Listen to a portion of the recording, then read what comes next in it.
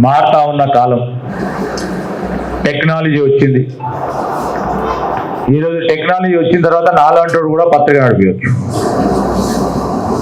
ఉదాహరణ చెప్తాం కాదంటారా?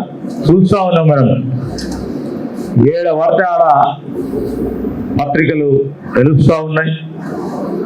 ఈరోజు సోషల్ మీడియాకు సంబంధించిన ప్లాట్ఫామ్ ద్వారా మా పత్రిక నడుస్తుందని చెప్పే వైనంలో నినాదం 23 సంవత్సరాలు ఈ పోటీ ప్రపంచంలో నిలబడి పాఠకులకు సంబంధించి వారి వార్తలను నిష్పక్షపాతంగా నిక్కార్సైన వార్తలు ఇచ్చే ప్రయత్నం చేసింది కనుకనే ఇన్ని సంవత్సరాలు నిలబడి 23 సంవత్సరాలు నడిపిస్తూ ఉన్నారు.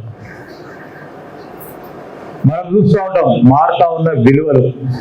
మేము చూస్తూ ఉంటే రాజకీయంలో నేను 99 నుంచి వచ్చే వరకు ఇప్పటి వరకు మా విలువలు కూడా మారినాయి. నేను ఏదో గొప్పగా చెప్తలేము, ఏదో గొప్పగా చెప్తే కూడా కాదు. ఆ రోజు ఎన్నికలు ఏ విధంగా చూసినాం, ఈ రోజు ఎన్నికలు ఏ విధంగా చూస్తాను. విలువలు మార్పుని పూర్తి స్థాయిలో సూక్ష్మంగా పోతే మళ్ళీ అదంతా కూడా బాహటంగా అవుతుంది. సో ఏ ప్రొఫెషన్లో అయినా విలువలు మారుతా ఉన్న కొద్దీ కొన్ని ప్రొఫెషన్స్ విలువలు మారకుండా ఉండేది అనేది జర్నలిజం. ఆ జర్నలిజంలో మనం చూస్తూ ఉంటాం.